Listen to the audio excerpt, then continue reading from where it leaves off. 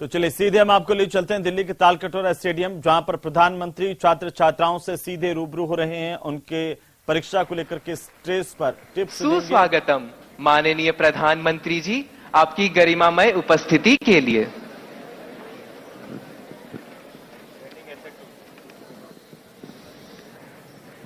परीक्षा पे चर्चा 2023 के पावन अवसर पर मान्यवर शिक्षा मंत्री भारत सरकार श्रीमान धर्मेंद्र प्रधान जी को सादर आमंत्रित कर रही हूं। कृपया हम सबके प्रिय राष्ट्रीय गौरव माननीय प्रधानमंत्री जी के सम्मान में स्वागत भाषण हेतु मंच पर पधारें। मान्यवर शिक्षा मंत्री भारत सरकार। नमस्कार। परीक्षा पे चर्चा की 6th एडिशन पे मैं माननीय प्रधानमंत्री जी को देश की शिक्षा जगत की ओर से स्वागत करता हूं, आभार प्रकट करता हूं। वो कुछ समय, कुछ घंटे हमारे बीच में बिताएंगे। देश की सभी प्रांतों से, सभी यूनियन टेरिटरी से आए हुए बच्चे आज दूरसंचार के माध्यम से टेक्नोलॉजी प्लेटफॉर्म पे दुनिया की सभी कोने से इस कार्यक्रम को देखने वाले विद्यार्थी, अभिभावक, शिक्षक, शिक्षा प्रेमी, मैं सभी को स्वागत करता हूं। और यहां इस कार्यक्रम में उपस्थित सभी पार्टिसिपेंट, सभी शिक्षक, सभी अधिकारियों को भी स्वागत करता हूं।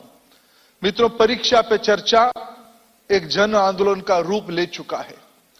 पिछले 8-9 सालों में माननीय प्रधानमंत्री जी न केवल देश को संभाला है, लेकिन देश में अनेक जन आंदोलन का भी जनक रहे। वो स्वच्छ भारत हो, वो परीक्षा पे चर्चा हो, या देश की नौजवानों के अंदर एक नई स्फूर्ति उत्पन्न करने की बात हो। परीक्षा पे चर्चा विद्यार्थी, अभिभावक, शिक्षक और समाज की जो प्रेशर रहती है, जो चुनौती रहती है कोमलमती बच्चे के ऊपर, उसको समझते हुए प्रधानमंत्री जी ने उस दुविधा को स्वयं हमारे बीच में आके समाधान देने के लिए एक अभिभावक के नाते, एक युग दृष्टा के नाते, एक समाज सुधारक के नाते आज हमारे बीच में उपस्थित है। यह आज एक सटीक जन आंदोलन की रूप ले चुका है। मित्रों, न केवल परीक्षा पे चर्चा, उन्होंने समय निकाल के अपने को खुद को विद्यार्थी बनाया, अपने को अभिभावक बनाया, अपने को शिक्षक बनाया। आज सही तरीके से हमारी संचालक ने कहा, देश की प्रख्यात शिक्षाविद। उन्होंने एग्जाम वॉरियर करके किताब लिखा है। इस बार तो उसकी नई संस्करण भी आ गई है और भारत की 13 भाषाओं में यह आज हम लोगों के सामने है। परीक्षा पे चर्चा भी एक नई प्रारूप बन चुका है। इस बार 23 जनवरी को नेताजी की जन्मदिन के अवसर पे देश भर की स्कूल विद्यार्थियों ने उस पे चित्रांकन की एक कंपटीशन में पार्टिसिपेट किया। मैं आप सभी को बधाई देता हूं एग्जाम वॉरियर के अंदर आपको प्रेरणा लेने के लिए। मित्रों, देश में राष्ट्रीय शिक्षा नीति भी लागू हो रहा है। परीक्षा पे चर्चा, एग्जाम वॉरियर, ये सहजता धीरे धीरे विद्यार्थियों को 21वीं सदी के लिए तैयार करने के लिए प्रधानमंत्री जी की सपना है। भारत की विद्यार्थी न केवल भारत की विषयों के बारे में चिंता करे, लाइव जैसे जन आंदोलन को विश्व में प्रधानमंत्री जी ने शुरू किया। पर्यावरण, विश्व की अर्थनीति, विश्व में टेक्नोलॉजी, ये भारत की बच्चों के द्वारा निर्मित होकर दुनिया की समस्या की समाधान बने, इसी अपेक्षा एनईपी में माननीय प्रधानमंत्री जी ने रखा है। परीक्षा पे चर्चा, एग्जाम वॉरियर, एनईपी, ये एक सिक्के की अनेक पहलू है। मैं ऐसे ही एक भव्य कार्यक्रम में हम सभी लोग एकत्रित हुए हैं। इस कार्यक्रम में कुछ समय प्रधानमंत्री बच्चों के साथ, देश की बच्चों के साथ खुद कुछ समय बिताएं। मैं माननीय प्रधानमंत्री जी को मंच पे सादर आमंत्रित करता हूं।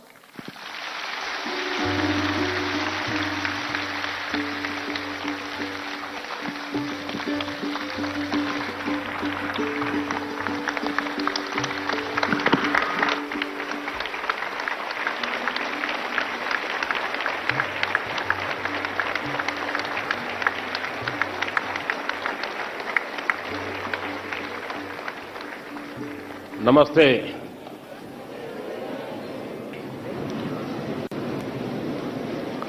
शायद इतनी ठंड में पहली बार परीक्षा पे चर्चा हो रही है। आमतौर पर फरवरी में करते हैं, लेकिन अब विचार आया कि आप सबको 26 जनवरी का भी लाभ मिले। फायदा उठाया ना जो बाहर के हैं, उन्होंने गए थे कर्तव्य पथ पे। कैसा लगा? बहुत अच्छा लगा। अच्छा, घर जाके क्या बताएंगे? कुछ नहीं बताएंगे। अच्छा साथियों, समय ज्यादा लेता नहीं हूं मैं, लेकिन मैं इतना जरूर कहूंगा कि परीक्षा पे चर्चा मेरी भी परीक्षा है।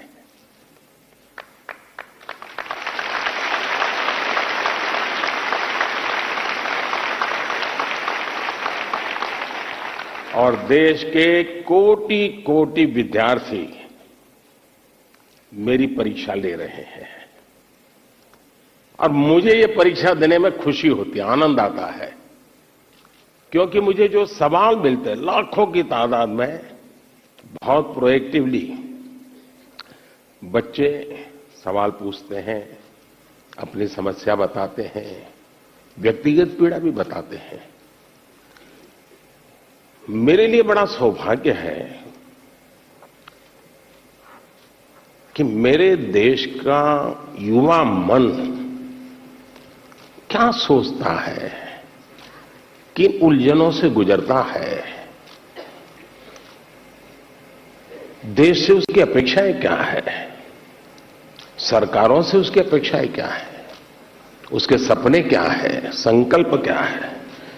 यानी सचमुच में मेरे लिए ये बहुत बड़ा खजाना है। और मैं तो मेरी सिस्टम को कहा हुआ है कि इन सारे सवालों को इकट्ठा करके रखिए।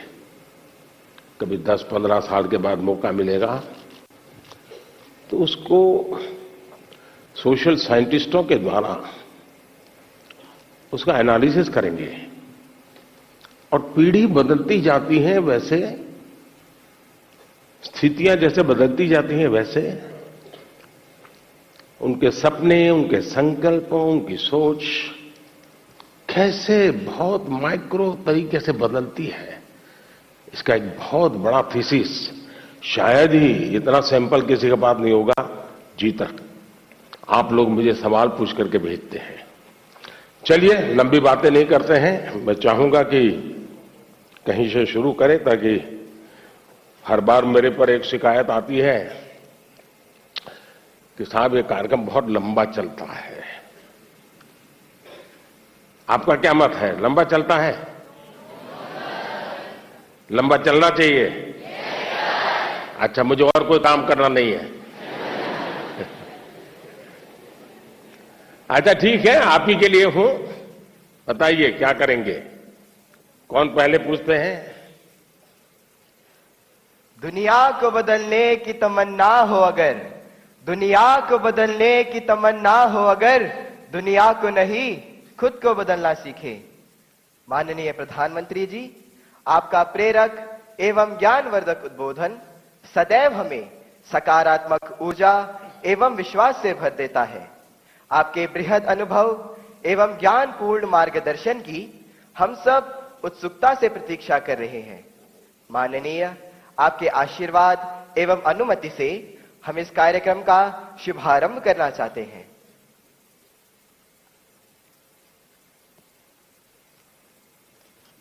धन्यवाद मान्यवर।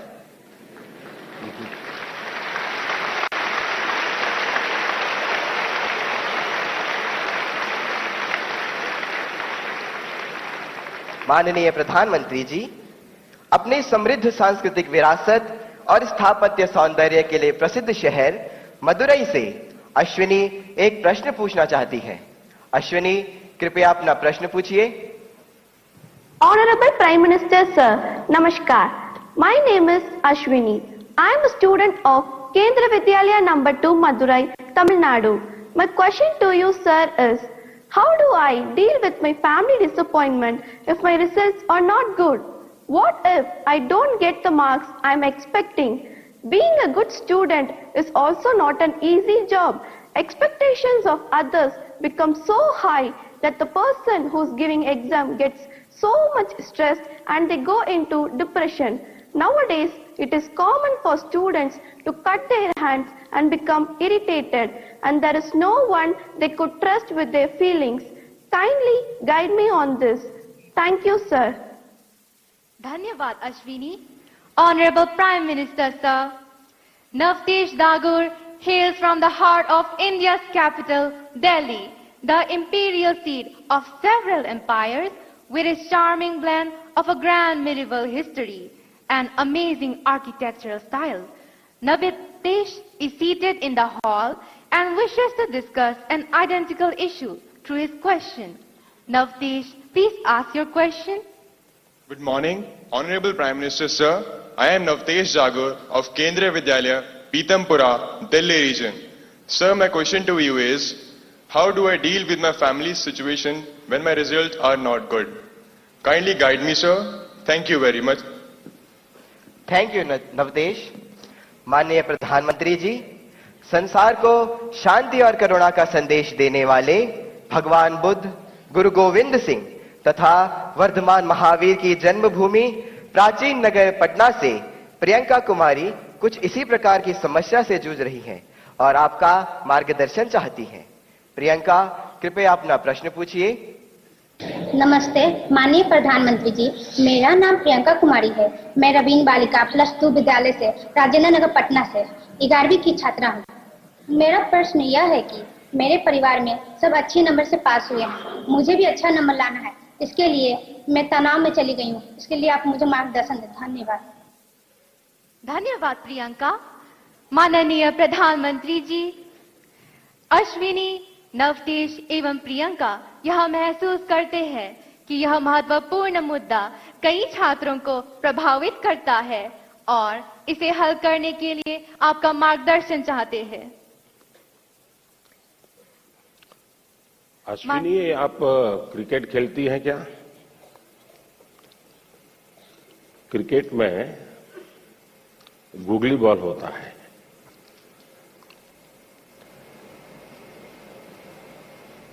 निशाना एक होता है, दिशा दूसरी होती है। मुझे लगता है कि आप पहले ही बॉल में मुझे आउट करना चाहती हो।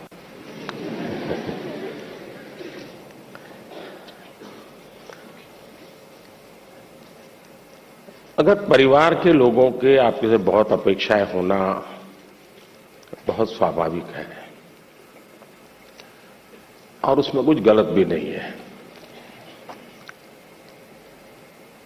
लेकिन अगर परिवार के लोग अपेक्षाएं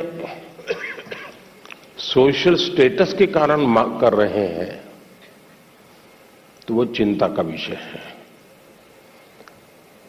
उनका सोशल स्टेटस का उन पर इतना दबाव होता है, उनके मन पे इतना प्रभाव होता है कि उनको लगता है कि जब सोसाइटी में जाएंगे तो बच्चों के लिए क्या बताएंगे, अगर बच्चे वीक हैं तो कैसे उनके सामने चर्चा करेंगे।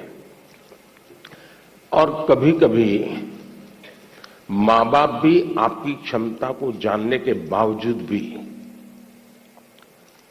अपने सोशल स्टेटस के कारण अपने आसपास के साथियों दोस्तों में क्लब में जाते हैं, सोसाइटी में जाते हैं, कभी तालाब में कपड़े धोए जाते हैं, बैठते हैं, बातें करते हैं, बच्चों की बातें निकलती हैं, फिर उनको एक इन्फीरियरिटी कॉम्प्लेक्स आता है और इसलिए बाहर बहुत बड़ी बड़ी बातें बता देते हैं अपने बच्चों के लिए और फिर धीरे धीरे वो इंटरनलाइज कर लेते हैं और फिर घर में आकर के भी वही अपेक्षाएं करते हैं और समाज जीवन में ये सहज प्रवृत्ति बनी हुई है। दूसरा, आप अच्छा करेंगे तो भी हर कोई आपसे नई अपेक्षा करेगा। हम तो राजनीति में हैं, हम कितने ही चुनाव क्यों न जीत लें, लेकिन ऐसा दबाव पैदा किया जाता है कि हमें हारना ही नहीं है। 200 लाए हैं तो बोले 250 क्यों नहीं लाए, 250 लाए तो 300 क्यों नहीं लाए, 300 लाए तो 350 क्यों नहीं लाए। चारों तरफ से दबाव बनाया जाता है। लेकिन क्या हमें इन दबावों से दबना चाहिए क्या?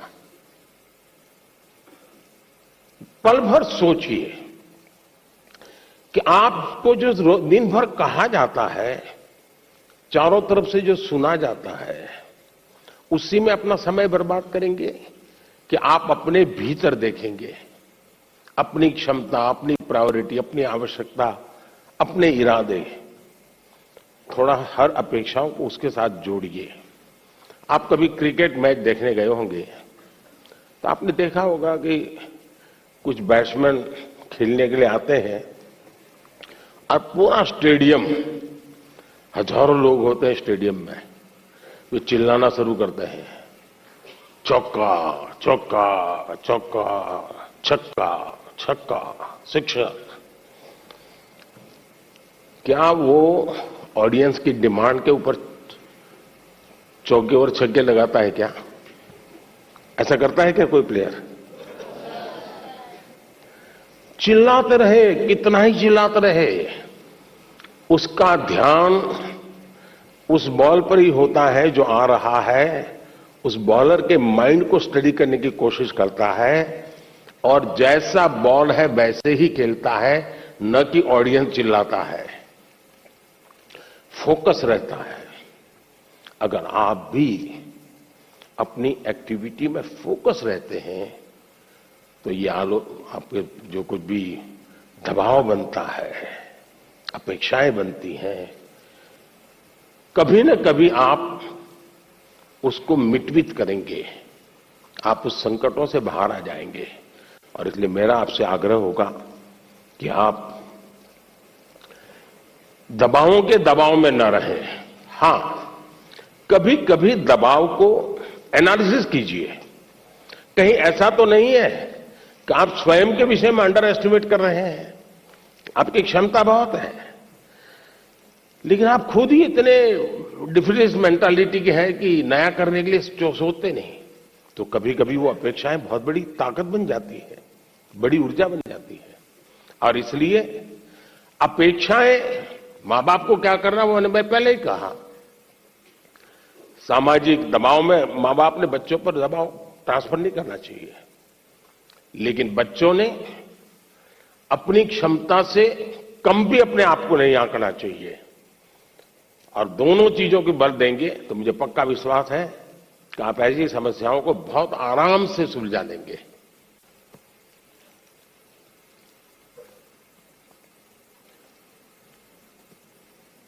कहां गए एंकर?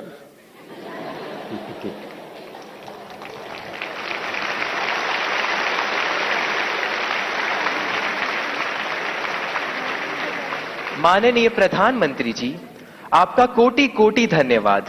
आपके प्रेरक वचनों से अभिभावकों का अपने बच्चों के लिए समझने का मार्ग मिला है। मान्यवर के दबाव में न रहें, हम गांठ बांधकर परीक्षा में उत्साह बनाए रखेंगे। आपका धन्यवाद। माननीय प्रधानमंत्री जी, चंबा प्रकृति के अनछुए सौंदर्य को समेटे भारत के पेरिस के रूप में प्रसिद्ध पर्वतीय नगर है। चंबा हिमाचल प्रदेश से आरुषि ठाकुर आभासी माध्यम से हमसे जुड़ रही हैं। आरुषि, कृपया अपना प्रश्न पूछे। माननीय प्रधानमंत्री जी नमस्कार। मेरा नाम आरुषि ठाकुर है और मैं केंद्रीय विद्यालय बनीखेत ढलौजी, जिला चंबा की कक्षा 11वीं की छात्रा हूँ। माननीय, मेरा आपसे यह प्रश्न है कि परीक्षा के दौरान जो बात मुझे सबसे ज्यादा परेशान करती है वह यह है कि मैं पढ़ाई कहाँ से शुरू करूँ। मुझे हमेशा लगता है कि मैं सब कुछ भूल गई हूँ और मैं इसी के ही बारे में सोचती रहती हूँ, जो मुझे काफी तनाव देता है। कृपया कर मार्गदर्शन कीजिए। धन्यवाद सर। धन्यवाद आरुषि। माननीय प्रधानमंत्री जी, भारत में धान का कटोरा के नाम से प्रसिद्ध राज्य छत्तीसगढ़ की राजधानी है रायपुर। रायपुर की अदिति दीवान इसी समस्या पर अपनी मन की जिज्ञासा का समाधान चाहती है। अदिति, अपना प्रश्न पूछिए। माननीय प्रधानमंत्री जी, नमस्कार। मेरा नाम अदिति दीवान है और मैं कृष्णा पब्लिक स्कूल रायपुर छत्तीसगढ़ में कक्षा 12वीं की छात्रा हूँ।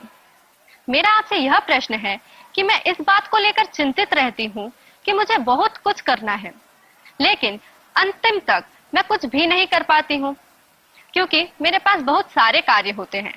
यदि मैं अपना कोई कार्य समय पर पूरा कर भी लूं, तो और ज्यादा परेशान हो जाती हूँ, क्योंकि फिर अन्य कार्यों को करने में या तो बहुत ज्यादा देर लगा देती हूँ या तो उन्हें आगे तक के लिए टाल देती हूँ। मैं यह जानने के लिए उत्सुक हूँ कि मैं अपने सारे काम सही समय पर कैसे पूरे करूं। धन्यवाद। धन्यवाद अदिति। माननीय प्रधानमंत्री जी, आरुषि और अदिति अपनी परीक्षा की तैयारी एवं समय के सदुपयोग पर आपका मार्गदर्शन चाहते हैं। कृपया उनकी समस्या का समाधान करें। माननीय प्रधानमंत्री जी। देखिए, सिर्फ परीक्षा के लिए नहीं, वैसे भी जीवन में टाइम मैनेजमेंट के प्रति हमें जागरूक रहना चाहिए। परीक्षा और नो परीक्षा, आपने देखा होगा काम का ढेर क्यों हो जाता है। काम का ढेर इसलिए हो जाता है समय पर उसको किया नहीं इसलिए। और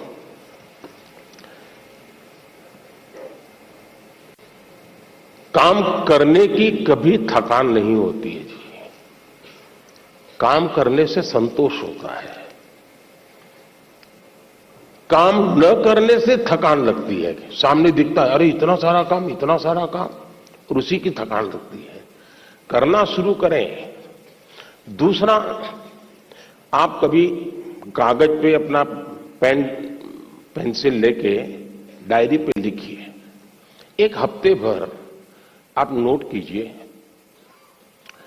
कि आप अपना समय कहां बिताते हैं। अगर पढ़ाई भी करते हैं तो कितना समय किस विषय को देते हैं, और उसमें भी शॉर्टकट ढूंढते हैं कि बेसिक में जाते हैं, बारीकियों में जाते हैं। थोड़ा अपना एक एनालिसिस कीजिए।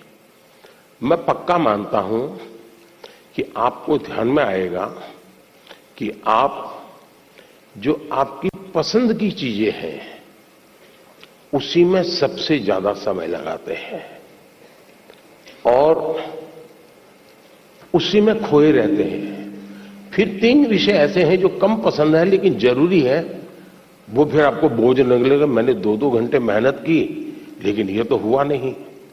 और इसलिए आप सिर्फ पढ़ना 2 घंटे ऐसा नहीं, लेकिन पढ़ने में भी जब फ्रेश माइंड है तब जो सबसे कम पसंद विषय है, आपको सबसे ज्यादा कठिन लगता है, तय कीजिए पहली 30 मिनट इसको, फिर एक पसंदगी वाला विषय है 20 मिनट उसको, फिर थोड़ा कम पसंद वाला 30 मिनट उसको।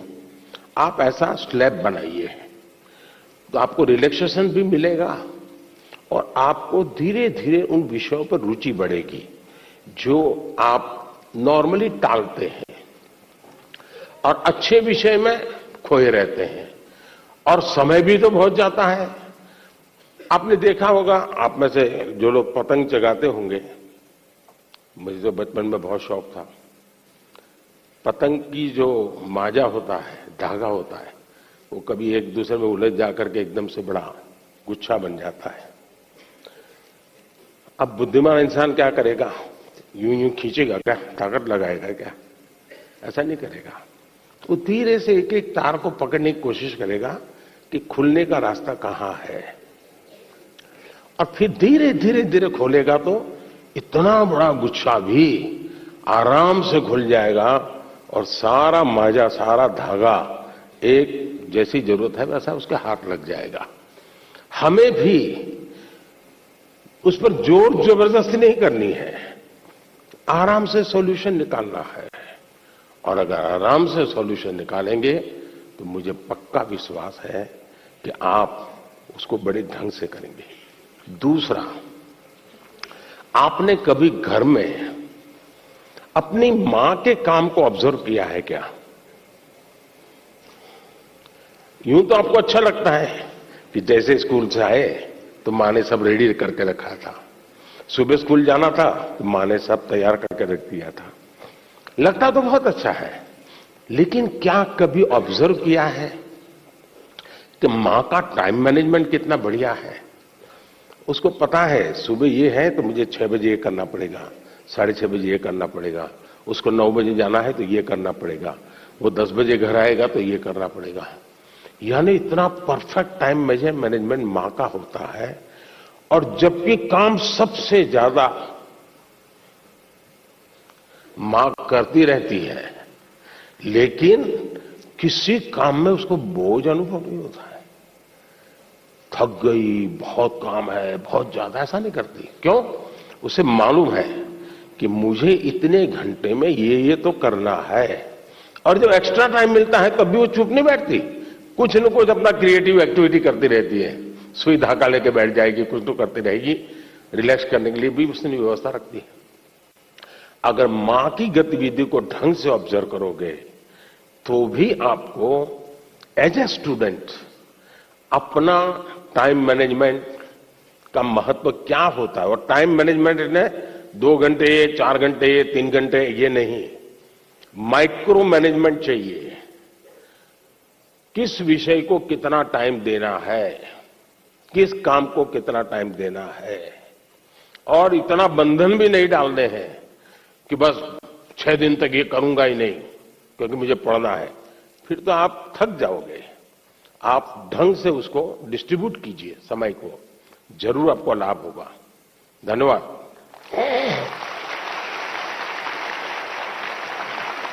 Thank you, Honorable Prime Minister, sir, for guiding us to be methodical and systematic in order to be an effective student.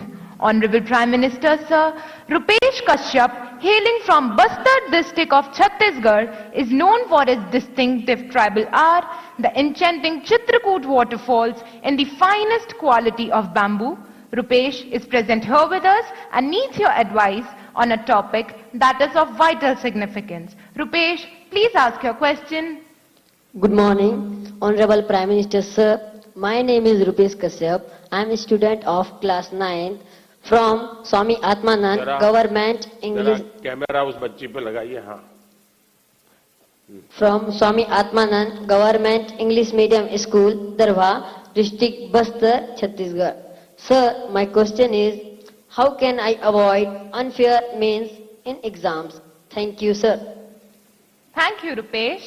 Honorable Prime Minister, sir, from the heritage city of Jagannath Puri, the spiritual capital of Odisha, famed for its magnificent cone-shaped layout, Rath Yatra, and serene beaches, Tanmay Biswal seeks your guidance on a similar issue. Tanmay, please ask your question. Honorable Prime Minister, sir, Namaskar. My name is Tanmay Biswal. I am a student of Jawahar Navodaya Vidyalaya, Konark, Puri, Odisha. My question to you, sir, is how to eliminate cheating or copying activities of the students during examination. Kindly guide me on this. Thank you, sir. माननीय प्रधानमंत्री जी, रुपेश और तन्मय परीक्षा में अनुचित साधनों के प्रयोग से कैसे बचा जाए, इस विषय पर आपका मार्गदर्शन चाहते हैं। श्रद्धेय प्रधानमंत्री जी। मुझे खुशी हुई कि हमारे विद्यार्थियों को भी ये लग रहा है कि परीक्षा में जो गलत प्रैक्टिसेस होती हैं, माल प्रैक्टिसेस होती हैं, उसका कोई रास्ता खोजना चाहिए। खास करके जो मेहनती विद्यार्थी होते हैं उनको जरूर इसका बहुत ही चिंता रहती है कि मैं इतनी मेहनत करता हूं और ये चोरी कर करके, कॉपी कर करके, नकल करके अपना गाड़ी चला लेता है। पहले भी शायद चोरी तो करते होंगे लोग, नकल तो करते होंगे, लेकिन छुप छुप करके करते होंगे। अब तो बड़े गर्व से कहते हैं आज सुपरवाइजर को बुद्धू बना दिया।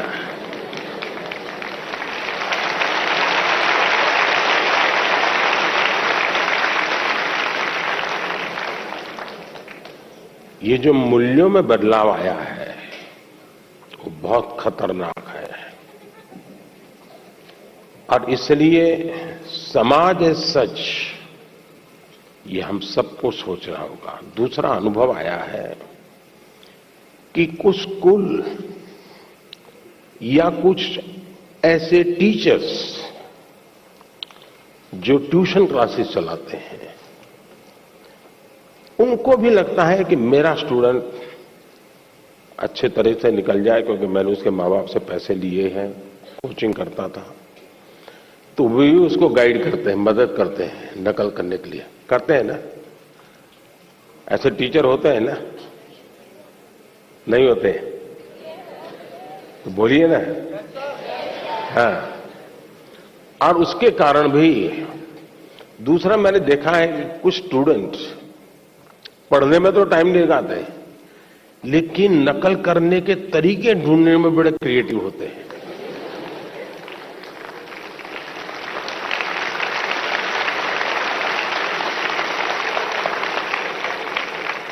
उसमें घंटे लगा देंगे, वो कापली बनाएंगे तो उसमें छोटे छोटे छोटे अक्षरों की बनाएंगे। कभी कभी तो मुझे लगता है कि इसके बजाय वो नकल के तरीके, नकल की टेक्निक, उसमें जितना दिमाग खपाता है, और बड़े क्रिएटिव होते हैं ये चोरी करने वाले, इसके बजाय अगर उतना ही समय उसी क्रिएटिविटी को, टैलेंट को सीखने में लगा देता तो शायद वो अच्छा कर पाता। किसी ने उसको गाइड करना चाहिए था, किसी ने उसको समझाना चाहिए था। दूसरा ये बात समझ के चले, अब जिंदगी बहुत बदल चुकी है, जगत बहुत बदल चुका है, और इसलिए ये बहुत आवश्यक है कि एक एग्जाम से निकले मतलब जिंदगी निकल गई, ये संभव नहीं है जी।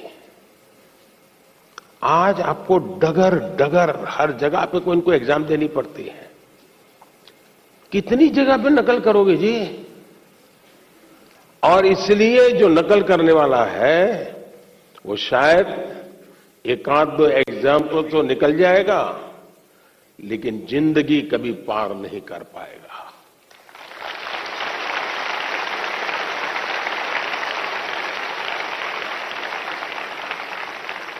नकल से जिंदगी नहीं बन सकती है। हो सकता है एग्जाम में मार्क्स इधर उधर करके ले आए, लेकिन कहीं न कहीं तो क्वेश्चनेबल होगा ही। और इसलिए ये वातावरण हमको बनाना होगा कि एक आध एग्जाम में तुमने नकल की, हो गया तुम निकल गए, लेकिन आगे चल करके शायद तुम जिंदगी में फंसे रहोगे। दूसरा, जो विद्यार्थी कड़ी मेहनत करते हैं उनसे भी मैं कहूंगा कि आपकी मेहनत आपकी जिंदगी में रंग लाएगी। हो सकता है कोई ऐसा ही फालतू 2-4 मार्क्स आपसे ऊपर ले जाएगा, लेकिन वो कभी भी आपकी जिंदगी की रुकावट नहीं बन पाएगा। आपके भीतर की जो ताकत है, आपके भीतर की जो ताकत है, वही ताकत आपको आगे ले जाएगी। कृपा करके उसको तो फायदा हो गया, चलो मैं भी उस रास्ते पर चल पड़ूं, ऐसा कभी मत करना, कभी मत करना दोस्तों। एग्जामें तो आती हैं जाती हैं, हमें जिंदगी जीनी है, जी भर के जीनी है, जीतते जीतते जिंदगी जीनी है। और इसलिए हमें शॉर्टकट की तरफ नहीं जाना चाहिए। और आप तो जानते हैं, रेलवे स्टेशन पर आपने देखा होगा, हर रेलवे स्टेशन पे पटरी जहां होती है ना, वहां ब्रिज होता है। तुम लोग ब्रिज पे जाना पसंद नहीं करते, पटरी कूद करके जाते हैं। कोई कारण नहीं, ऐसे ही बस मजा आता है। तो वहां लिखा है shortcut will cut you short. इसलिए कोई अगर शॉर्टकट से कुछ कर लेता होगा, आप उसके टेंशन को पालिए मत, आप अपने आप को उससे मुक्त रखिए, आप अपने पर फोकस कीजिए, आपको अच्छा परिणाम मिलेगा। धन्यवाद। धन्यवाद माननीय प्रधानमंत्री जी, आपके वचन सीधे हमारे हृदय में उतर गए हैं। आपका धन्यवाद। Honourable prime minister sir, from Palakkad, the land of paddy fields, where the gentle breeze carries the aroma of harvested crops and the sound of traditional Kerala music, Sujal K seeks your guidance. Sujal, please ask your question. नमस्कार आदरणीय प्रधानमंत्री महोदय, मेरा नाम तेजस सुजय है। मैं 9वीं कक्षा में केंद्रीय विद्यालय कंजीकोट एर्नाकुलम संभाग का छात्र हूँ। मेरा प्रश्न यह है, हार्ड वर्क और स्मार्ट वर्क में से कौन सा वर्क जरूरी है? क्या अच्छी परिणामों के लिए दोनों जरूरी हैं? कृपया अपना मार्गदर्शन दीजिए। धन्यवाद श्रीमान। Thank you, Sujal. Honorable Prime Minister sir. क्या सवाल था उनका? क्या पूछ रहे थे?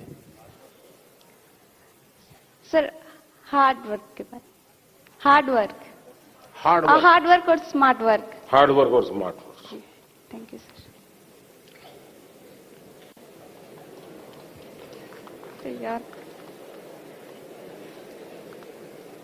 अच्छा, आपने बचपन में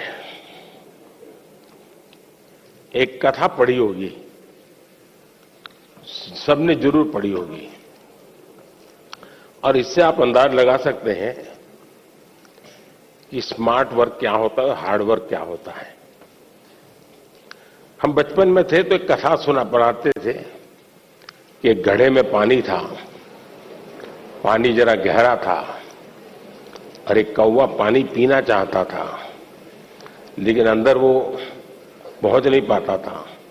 तो उस कौवे ने छोटे छोटे कंकर उठा करके उस घड़े में डाले और धीरे धीरे पानी ऊपर आया और फिर उसने आराम से पानी पिया। सुना है ये कथा? अब इसको आप क्या कहेंगे, हार्ड वर्क कहेंगे कि स्मार्ट वर्क कहेंगे?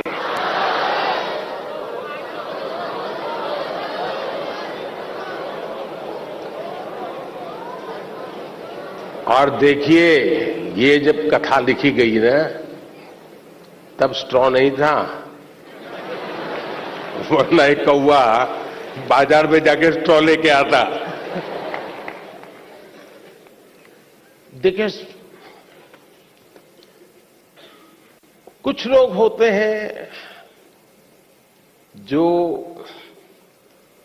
हार्ड वर्क ही करते रहते हैं, कुछ लोग होते हैं जिनके जीवन में हार्ड वर्क का नामो निशान नहीं होता है,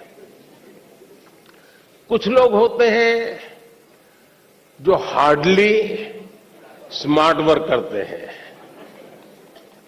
और कुछ लोग होते हैं जो स्मार्टली हार्ड वर्क करते हैं।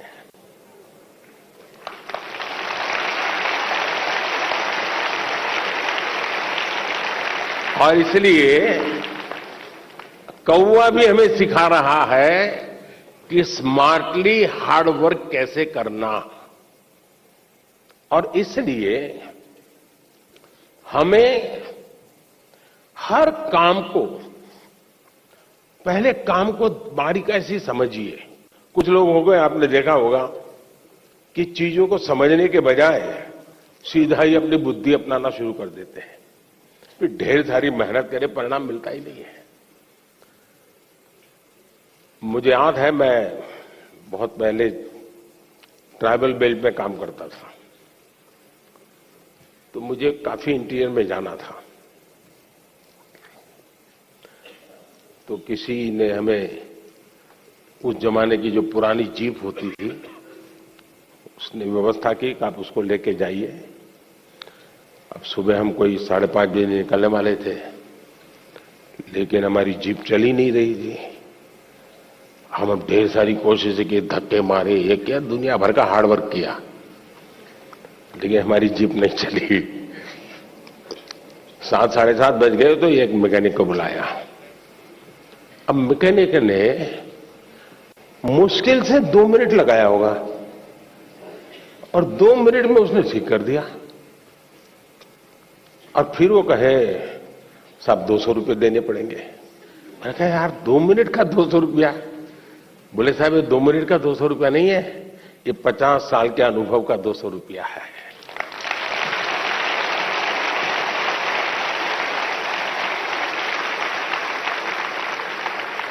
अब हम हार्ड वर्क कर रहे थे, जीप नहीं चल रही थी।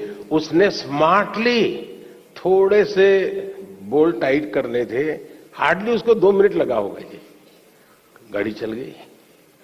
कहने का तात्पर्य यह है कि हर चीज बड़ी मेहनत मजदूरी से करेंगे तो होगा, ऐसा आपने देखा होगा। पहलवान जो होते हैं, जो खेल-कूद की दुनिया के लोग होते हैं, उसको कौन सा खेल से वो जुड़ा हुआ है, उस खेल में उसको किस मसल्स की जरूरत होती है। जो ट्रेनर होता है उसको मालूम है। अब जैसे विकेट कीपर होगा तो विकेट कीपर को ऐसे ही झुक करके घंटों तक खड़े रहना होता है। अब हमें क्लास में कुछ गलत किया और टीचर कान पकड़ के नीचे बिठा देते हैं, ऐसे हाथ पैर में अंदर डाल के, तो कितना दर्द होता है? होता है कि नहीं होता है? एक तो साइकोलॉजिकल भी होता है, फिजिकल भी होता है कि पैर ऐसे करके कान पकड़ के बैठना होता है। तकलीफ होती है ना? लेकिन ये जो विकेट कीपर होता है ना, उसकी ट्रेनिंग का हिस्सा होता है, उसको घंटों तक ऐसे खड़ा रखते हैं ताकि धीरे धीरे उसके वो मसल मजबूत हो जाए ताकि वो विकेट कीपर के नाते अच्छा काम करे। बॉलर होता है तो उसको उस विधा की जरूरत नहीं है, उसको दूसरी विधा की जरूरत है, तो उसको वो करवाते हैं। और इसलिए हमें भी जिस चीज पे जरूरत है वहीं फोकस करना चाहिए जो हमारे लिए उपयोगी है। हर चीज प्राप्त करने की कोशिश से मेहनत बहुत लगेगी, हाथ पर ऊंचे करते रहो, दौड़ते रहो, टिकना करो, फलाना। तो आप देख रहे थे दिल्ली के ताल कटोरा स्टेडियम से सीधी तस्वीरें। प्रधानमंत्री नरेंद्र मोदी की परीक्षा पर छात्रों के साथ चर्चा। और फिलहाल वक्त एक छोटे से ब्रेक का, जल्द लौटें।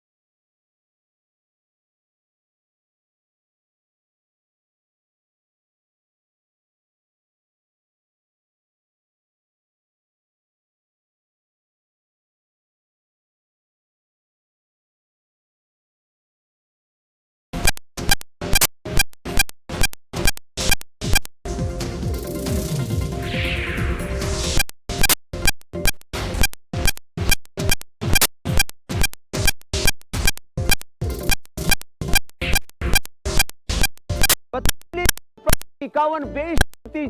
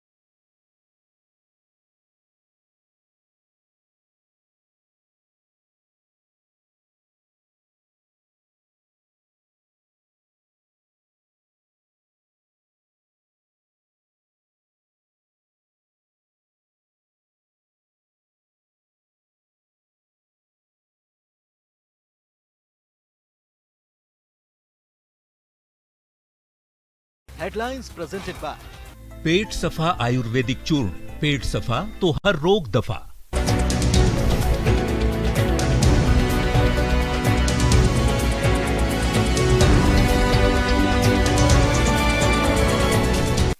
Headlines presented by पेट सफा आयुर्वेदिक चूर्ण, पेट सफा तो हर रोग दफा।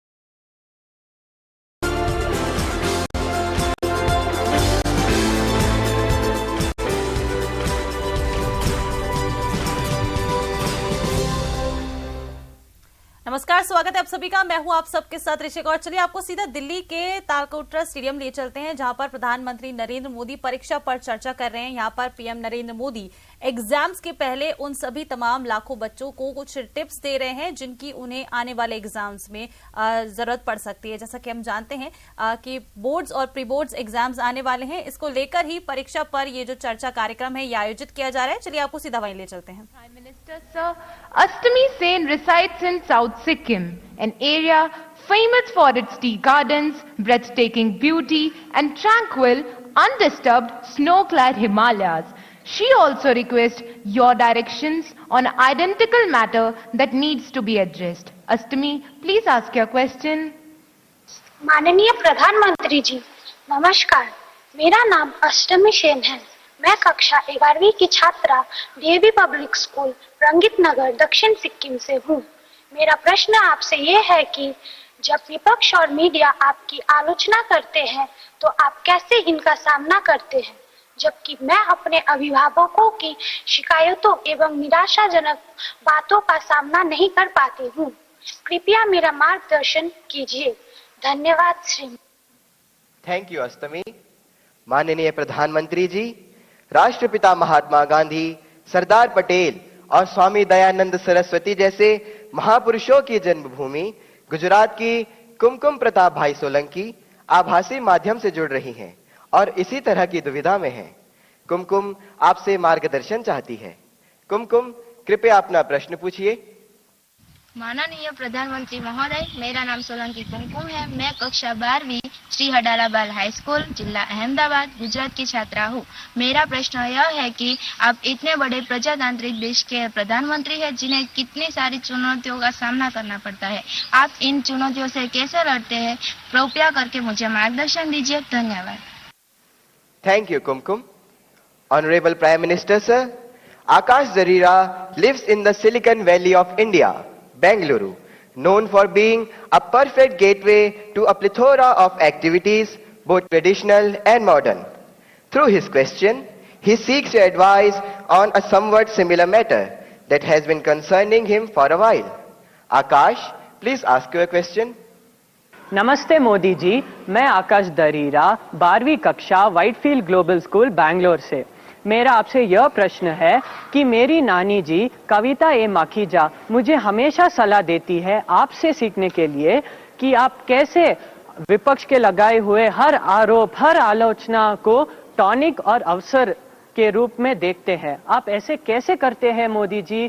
कृपया हम युवाओं को भी प्रेरणा दें ताकि हम जीवन के हर परीक्षा में सफल हो। धन्यवाद। थैंक यू आकाश। माननीय प्रधानमंत्री जी, आपका जीवन करोड़ों युवाओं का प्रेरक रहा है। मन्नत, अष्टमी, कुमकुम और आकाश जीवन में आने वाली चुनौतियों में कैसे सकारात्मक रहकर सफलता प्राप्त करें, इस विषय पर आपका अनुभव जानना चाहते हैं। कृपया मार्गदर्शन करें। माननीय प्रधानमंत्री जी। आप लोग एग्जाम देते हैं और घर आकर के जब परिवार के साथ या दोस्तों के साथ बैठते हैं, कभी टीचर से निकट नाता है तो उनसे बैठते हैं और कोई सवाल का जवाब ठीक नहीं आया तो आपका पहला रिएक्शन होता है ये आउट ऑफ सिलेबस था। यही होता है ना? तो ये भी आउट ऑफ सिलेबस है। लेकिन मैं अंदाज कर सकता हूं कि आप क्या कहना चाहते हैं। अगर आपने मुझे न जोड़ा होता तो शायद आप अपनी बात को और ढंग से कहना चाहते होंगे, लेकिन शायद आपको मालूम है कि आपके परिवार वाले भी सुन रहे हैं, तो ऐसा खुल करके बोलने में खतरा है। इसलिए बड़ी चतुराई से आपने मुझे अंदर लपेट लिया है। देखिए, जहां तक मेरा सवाल है, मेरा एक कन्विक्शन है और मेरे लिए ये आर्टिकल ऑफ फेथ है मैं सिद्धांततः मानता हूं कि समृद्ध लोकतंत्र के लिए आलोचना एक शुद्धि यज्ञ है।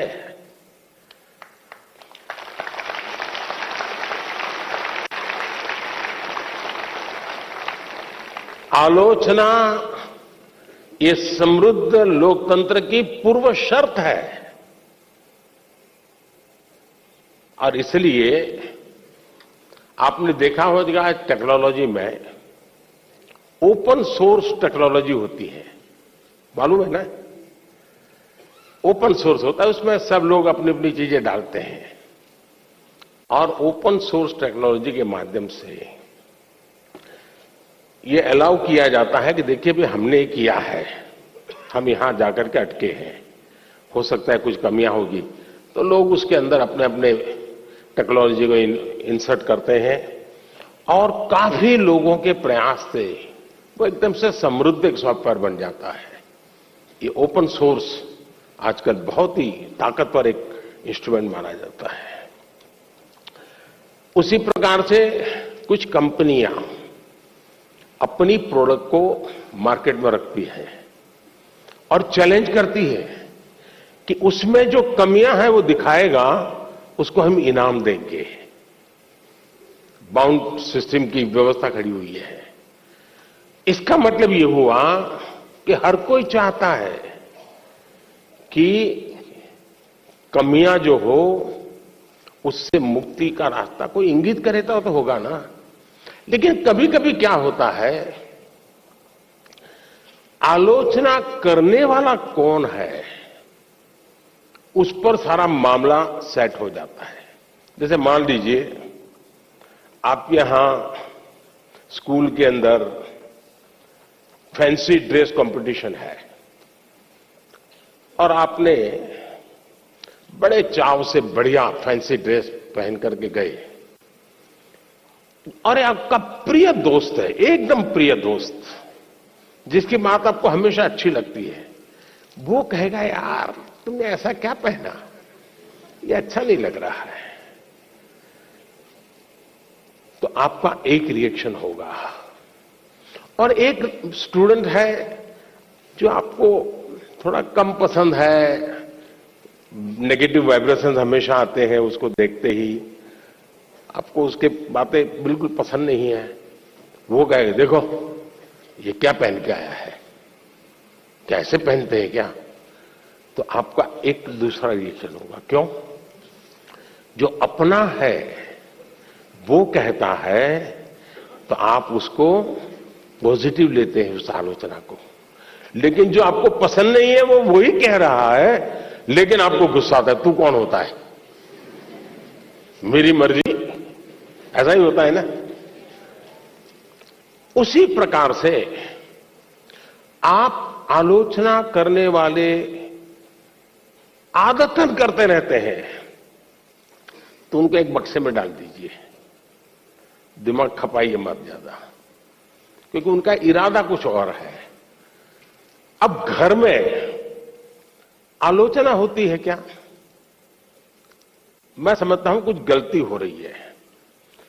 घर में आलोचना नहीं होती है, यह दुर्भाग्य का विषय है। आलोचना करने के लिए मां बाप को भी बहुत अध्ययन करना पड़ता है, आपको ऑब्जर्व करना पड़ता है, आपके टीचर को मिलना पड़ता है, आपके दोस्तों की आदतें जाननी पड़ती है, आपकी दिनचर्या को समझना करना पड़ता है, आपको फॉलो करना पड़ता है, आपका मोबाइल फोन पर कितना टाइम जा रहा है, स्क्रीन पर कितना टाइम जा रहा है, सारा बहुत बारीकी से कुछ न बोलते हुए मां बाप ऑब्जर्व करते हैं। फिर कभी आप किस अच्छे मूड में होते हैं वो देखते हैं, और जब अच्छे मूड में होते हैं, अकेले होते हैं, तब प्यार से वो कहते हैं, अरे यार देख बेटे तुझमें इतनी क्षमता है, इतना सामर्थ्य है, देख तेरी शक्ति यहां क्यों जा रही है। तो वो सही जगह पे वो रजिस्टर होता है, वो आलोचना काम आ जाए। लेकिन आजकल मां बाप को टाइम नहीं है, वो आलोचना नहीं करते, टोका टोकी करते हैं। और जो गुस्सा आपको आता है ना, वो टोका टोकी का आता है। कुछ भी करो।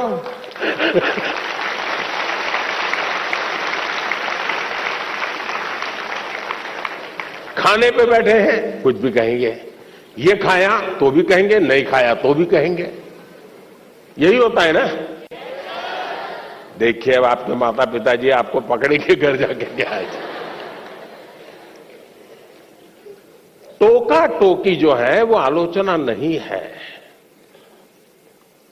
अब मां बाप से मैं आग्रह करूंगा कि कृपा करके आप अपने बच्चों की भलाई के लिए ये टोका टोकी के चक्कर से बाहर निकलिए। उससे आप बच्चों की जिंदगी को मोल्ड नहीं कर सकते हैं। ऊपर से इतना मन से कुछ उस दिन अच्छे मूड में है, कुछ अच्छा करने के मूड में है, और आपने सुबह ही कुछ कह दिया, देख दूध ठंडा हो गया, तू दूध पीता नहीं है, शुरू कर दिया तू तो ऐसा ही है, फलाना देख कैसा करता है, तुरंत सुबह अपनी मां कहती है ऐसे दूध पी लेता है, फिर उसका दिमाग फटकता है, वो दिन भर का उसका काम है बर्बाद हो जाता है। और इसलिए अब आप देखिए, हम लोग पार्लियामेंट में, कभी आप लोग पार्लियामेंट का डिबेट देखते होंगे, पार्लियामेंट का जो टीवी है, कुछ लोग बहुत ही अच्छी तैयारी करके आते हैं पार्लियामेंट में अपनी स्पीच देने के लिए, लेकिन स्वभाव से जो सामने विपक्ष के लोग होते हैं ना, वो आपकी साइकोलॉजी जानते हैं, तो कुछ में ऐसे ही कोई टिप्पणी कर देते बैठे बैठे, और उसको मालूम है कि टिप्पणी ऐसी है कि वो रिएक्ट करेगा ही करेगा। तो हमारा एमपी होता है, उसको लगता है अब इंपॉर्टेंट इसकी टिप्पणी है, इसलिए जो तैयारी करके आया है वो छूट जाती है और वो उसी की टिप्पणी को जवाब देता रहता है।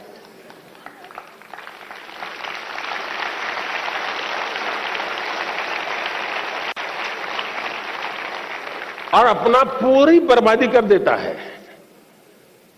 और अगर टिप्पणी है हंसी मजाक में, बॉल खेल लिया, छुट्टी कर दी, दूसरी सेकंड में अपने विषय पे चला जाता है, तो उसको फोकस एक्टिविटी का परिणाम मिलता है। और इसलिए हमें अपना फोकस छोड़ना नहीं चाहिए। दूसरी बात है, देखिए आलोचना करने के लिए बहुत मेहनत करनी पड़ती है, बहुत अध्ययन करना पड़ता है, उसका एनालिसिस करना पड़ता है, कंपैरिजन करनी पड़ती है, भूतकाल देखना पड़ता है, वर्तमान देखना पड़ता है, भविष्य देखना पड़ता है, बड़ी मेहनत करनी पड़ती है, तब जाके आलोचना संभव होती है। और इसलिए आजकल शॉर्टकट का जमाना है। ज्यादातर लोग आरोप करते हैं, आलोचना नहीं करते। आरोप और आलोचना के बीच में बहुत बड़ी खाई है। हम आरोपों को आलोचना न समझे। आलोचना तो एक प्रकार से वो न्यूट्रिएंट है जो हमें समृद्ध करता है। आरोप वो चीजें हैं जिसको हमने आरोप लगाने वालों को गंभीरता से लेने की जरूरत नहीं है, समय बर्बाद की जरूरत नहीं है। लेकिन आलोचना को कभी लाइट नहीं लेना चाहिए, आलोचना को हमेशा मूल्यवान समझना चाहिए। वो हमारी जिंदगी को बनाने के लिए बहुत काम आती है। और अगर हम ईमानदार हैं, हमने प्रामाणिक सत्यनिष्ठा से काम किया है, समाज के लिए काम किया है, निश्चित मकसद के लिए काम किया है, तो आरोपों की बिल्कुल परवाह मत कीजिए दोस्तों। मैं समझता हूं आपकी एक बहुत बड़ी ताकत बन जाएगी। बहुत बहुत धन्यवाद।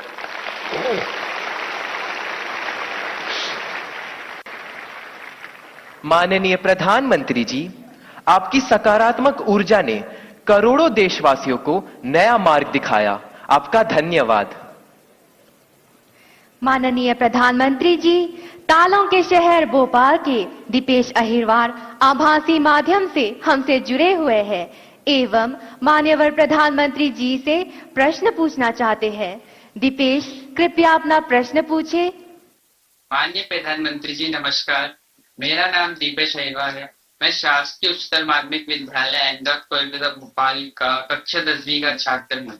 आजकल बच्चों में काल्पनिक खेल और इंस्टाग्राम की लत एक सामान्य सी बात हो गई है।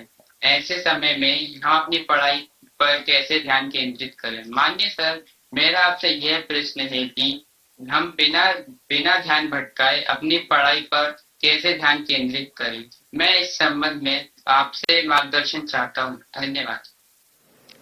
धन्यवाद Dipesh.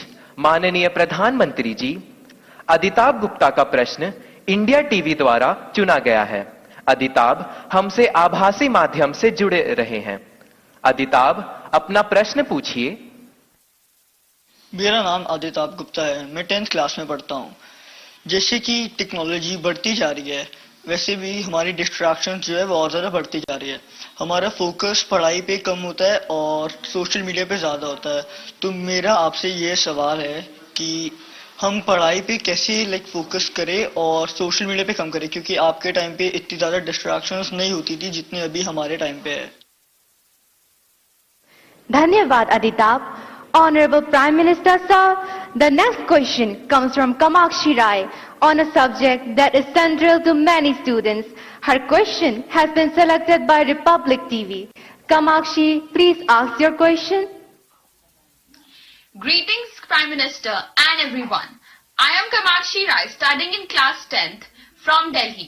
My question to you is, what are the different ways that can be adopted by a student to not easily get distracted during their exam times? Thank you. धन्यवाद कामाक्षी। माननीय प्रधानमंत्री जी, इस प्रश्न का चुनाव जी टीवी द्वारा किया गया है।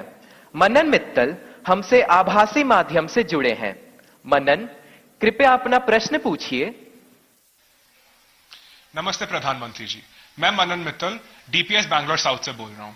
मुझे आपसे एक प्रश्न है।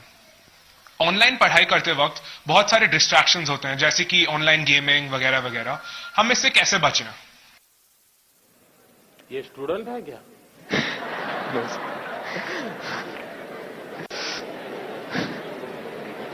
वो गैजेट में खोते रहते होगे। धन्यवाद मनन। माननीय प्रधानमंत्री जी, दीपेश, अदिताभ, कामाक्षी एवं मनन परीक्षा में आने वाले व्यवधान पर और इससे कैसे बाहर निकलें, इस विषय पर आपसे मार्गदर्शन चाहते हैं। कृपया मार्गदर्शन करें माननीय प्रधानमंत्री जी।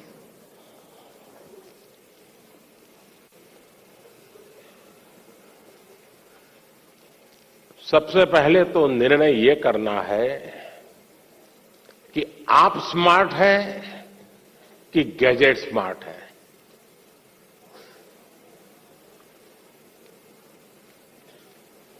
कभी कभी तो लगता है कि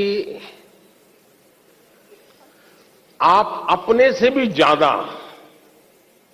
गैजेट्स को ज्यादा स्मार्ट मान लेते हैं और गलती वहीं से शुरू हो जाती है। आप विश्वास करिए, परमात्मा ने आपको बहुत शक्ति दी है। आप स्मार्ट हैं। गैजेट आपसे स्मार्ट नहीं हो सकता है। आपकी जितनी स्मार्टनेस ज्यादा होगी, उतना गैजेट का सही उपयोग आप कर पाएंगे। वो एक इंस्ट्रूमेंट है जो आपकी गति में नई तेजी लाता है। ये अगर हमारी सोच बनी रही तो मैं समझता हूं कि शायद आप उससे छुटकारा पाएंगे। दूसरा, देश के लिए बहुत बड़ी चिंता का विषय है जी। मुझे कोई बता रहा था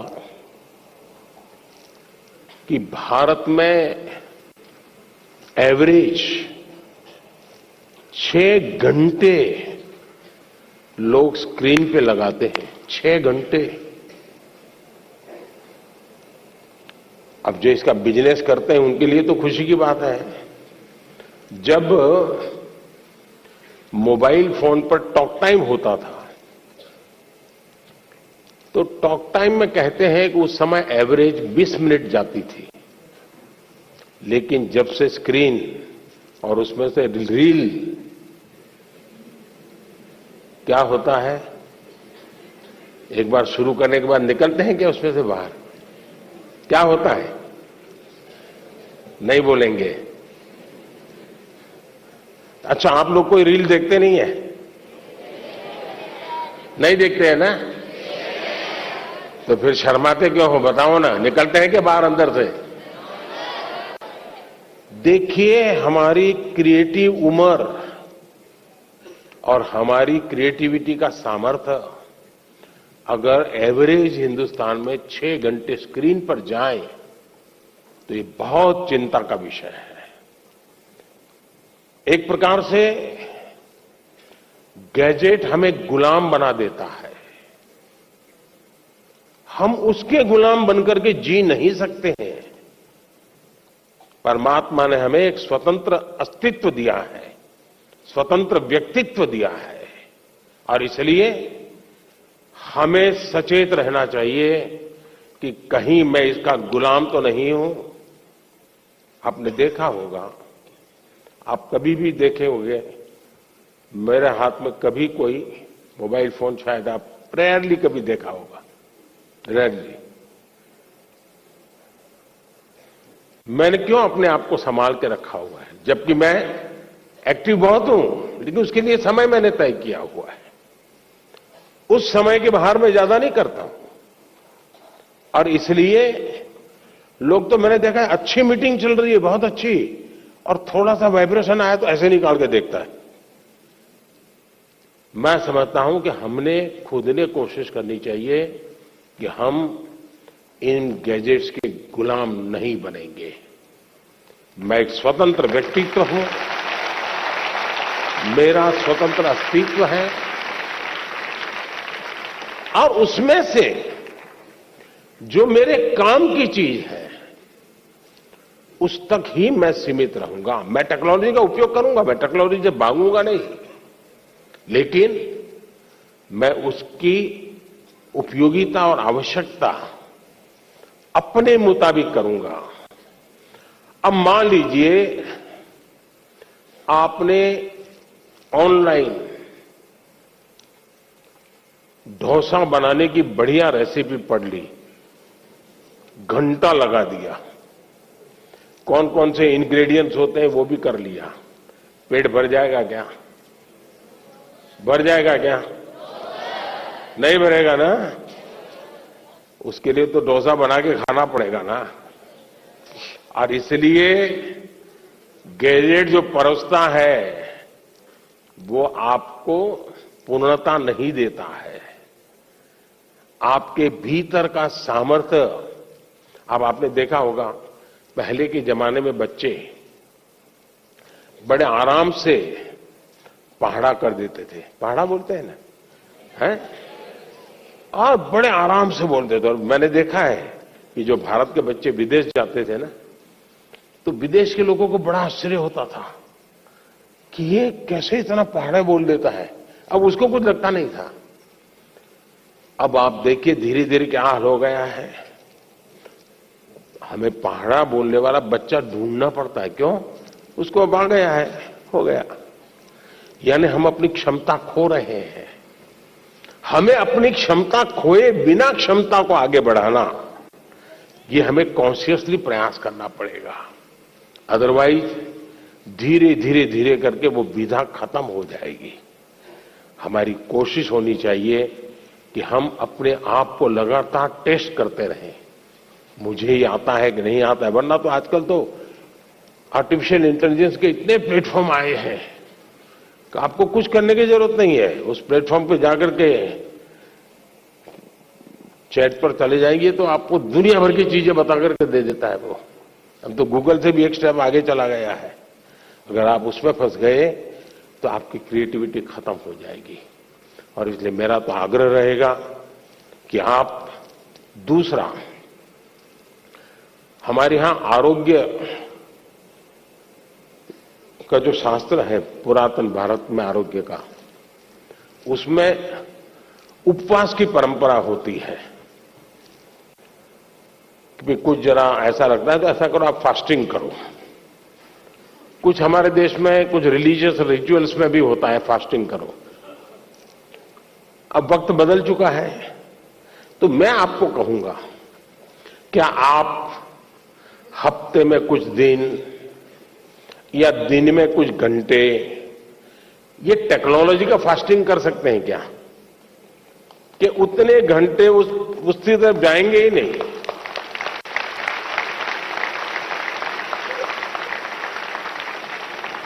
आपने देखा होगा कई परिवार होते हैं घर में बड़ा 10वीं 12वीं एक बड़ा टेंशन शुरू में ही हो जाता है। सारे कार्यक्रम तय करते हैं परिवार वाले, नहीं भाई अगली साल कुछ नहीं है, वो 10वीं में है, वो अगली साल कुछ नहीं, वो 12वीं में है। ऐसा ही चलता है घर में। और फिर टीवी पे भी कपड़ा लगा देते हैं, हाँ नो टीवी, क्यों? एग्जाम है, 10वीं के एग्जाम है, 12वीं के एग्जाम है। अगर हम इतने जागरूक होकर के टीवी पर तो पर्दा लगा देते हैं, लेकिन क्या हम स्वभाव से तय कर सकते हैं कि सप्ताह में एक दिन मेरा डिजिटल फास्टिंग होगा, नो डिजिटल डिवाइस, मैं किसी को हाथ नहीं लगाऊंगा। उसमें से जो फायदा होता है उसको ऑब्जर्व कीजिए, धीरे धीरे धीरे आपको उसका समय बढ़ाने का मन करेगा। उसी प्रकार से हमने देखा है कि परिवार हमारे तो छोटे होते जा रहे हैं और परिवार भी इस डिजिटल दुनिया में फंस रहे हैं। एक ही घर में मां, बेटा, बहन, भाई, पापा सब रह रहे हैं और एक ही कमरे में वो उसको व्हाट्सएप कर रहा है। मैं आपकी ही बात बता रहा हूं ना,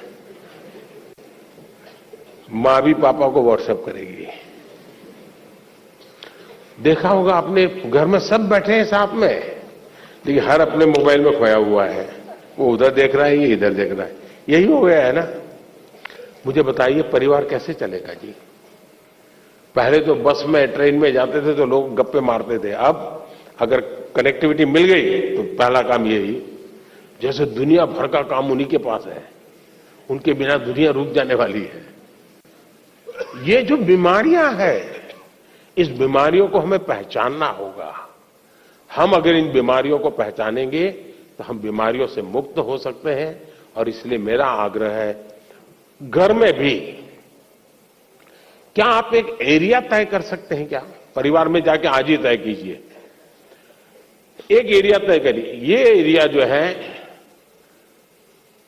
नो टेक्नोलॉजी जोन, मतलब वहां टेक्नोलॉजी को एंट्री नहीं मिलेगी। वहां आना है घर के उस कोने में तो मोबाइल वहां रखते आओ और वहां आराम से बैठेंगे, बातें करेंगे। No technology zone. घर के अंदर भी एक कोना बना दीजिए, जैसे देवघर होता है ना, भगवान का मंदिर एक अलग होता है कोने में, वैसा ही बना दीजिए। भाई इस कोने में आना है, चलो आप मोबाइल बाहर रख के आओ, यहां ऐसे बैठो। आप देखिए धीरे धीरे आपको जीवन जीने का आनंद शुरू होगा। आनंद अगर शुरू होगा तो आप उसकी गुलामी में से बाहर आओगे। बहुत बहुत धन्यवाद।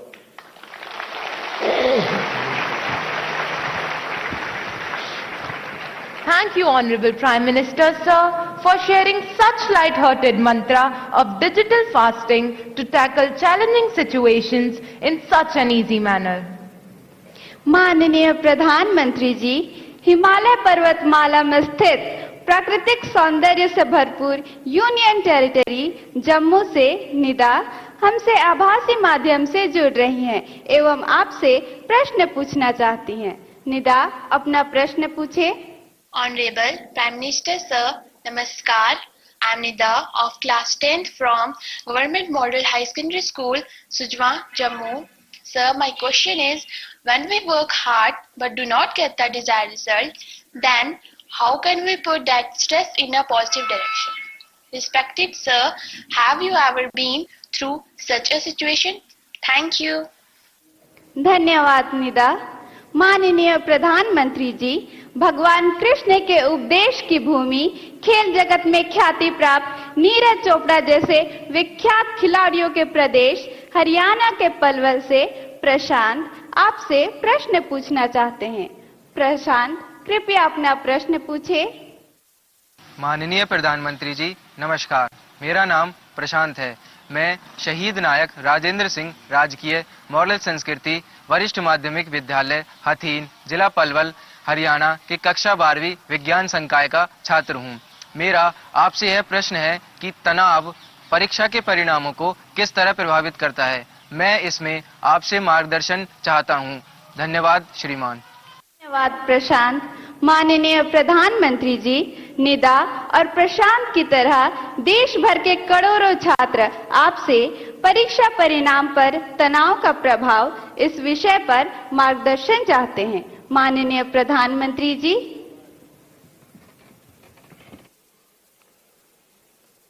देखिए, परीक्षा के जो परिणाम आते हैं उसके बाद जो तनाव है उसका मूल कारण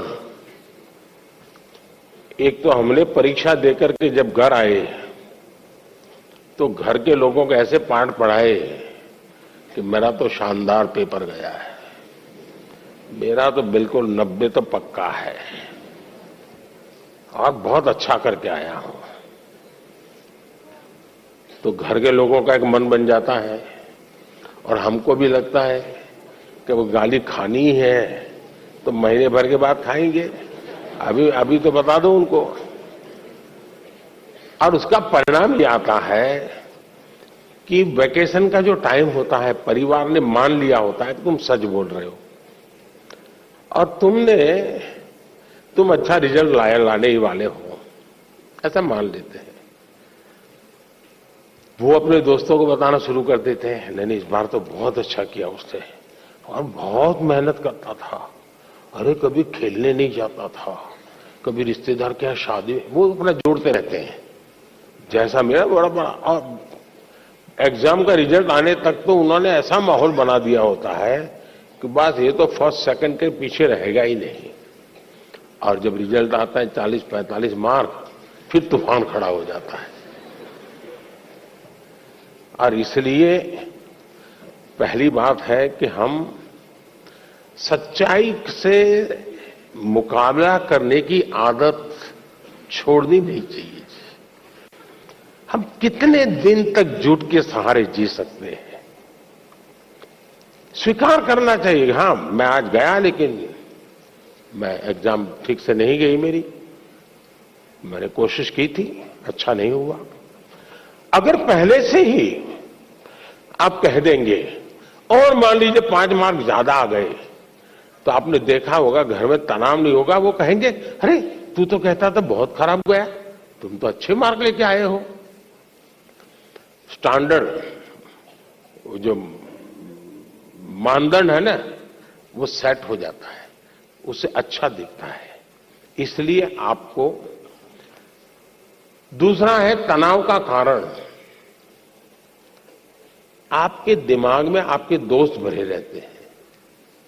वो ऐसा करता है तो मैं ऐसा करूंगा, वो ऐसा करता है तो मैं ऐसा करूंगा। क्लास में कोई बहुत ही होनहार बच्चा होता है, हम भी होनहार होते हैं, 19-20 का फर्क होता है। दिन रात हम उस कंपटीशन के भाव में जीते हैं। तनाव का ये भी एक कारण होता है। हम अपने लिए जिए, अपने में जिए, अपनों से सीखते हुए जिए। सीखना सबसे चाहिए, लेकिन अपने भीतर के सामर्थ्य पर बल देना चाहिए। अगर ये हम करते हैं तो तनाव से मुक्ति की संभावनाएं बढ़ जाती है। दूसरा, जीवन की तरफ हमारी सोच क्या है। जिस दिन हम मानते हैं कि ये एग्जाम गई मतलब जिंदगी गई, फिर तो तनाव शुरू होना ही होना है। जीवन किसी एक स्टेशन पर रुकता नहीं है जी। अगर एक स्टेशन छूट गया तो दूसरी ट्रेन आएगी, दूसरे बड़े स्टेशन पे ले जाएगी। अब चिंता मत कीजिए।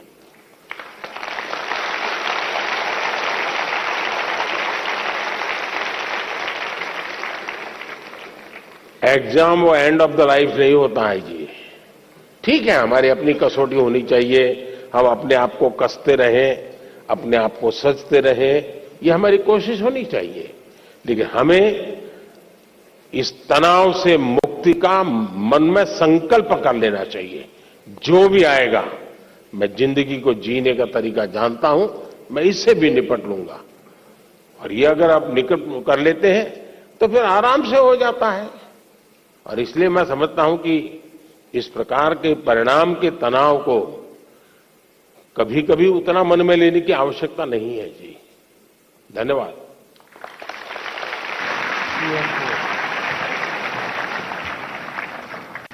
माननीय प्रधानमंत्री जी, आपका अनुभव सुनकर हमें नई चेतना आई है। आपका धन्यवाद। Honorable Prime Minister, sir, R. Akshara Siri lives in the Rangareddy district in Telangana. She is in quest of a significant subject and looks up to you for directions. Akshara, please put forth your question. माननीय प्रधानमंत्री जी, सादर नमस्कार। मेरा नाम है are Akshara सिरी। मैं जवाहर नवोदय विद्यालय रंगारेड्डी हैदराबाद की 9वीं कक्षा की छात्रा हूँ। मान्यवर, मेरा प्रश्न है, हमें अधिक भाषाएं सीखने के लिए क्या करना चाहिए? मैं इसमें आपकी मार्गदर्शन चाहती हूँ। धन्यवाद श्रीमान। Thank you Akshara. Honourable prime minister sir, इसी से मिलता जुलता प्रश्न ऋतिका गोडके भारत की हृदय नगरी भोपाल से आई हैं। वे हमारे साथ सभागार में हैं। ऋतिका, कृपया अपना प्रश्न पूछें। आदरणीय प्रधानमंत्री जी, नमस्कार। मेरा नाम ऋतिका घोड़के है। मैं भोपाल मध्य प्रदेश कक्षा 12वीं की छात्र शासकीय सुभाष उत्कृष्ट माध्यमिक विद्यालय स्कूल फॉर एक्सीलेंस की छात्रा हूँ।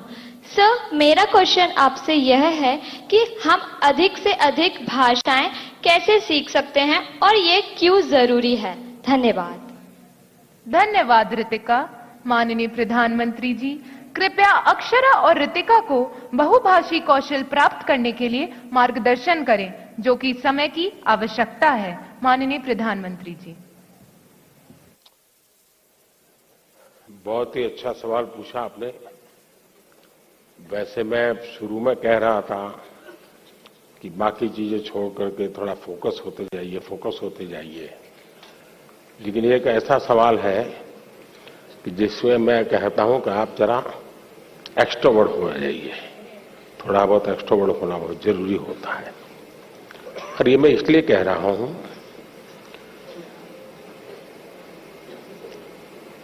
भारत विविधताओं से भरा हुआ देश है।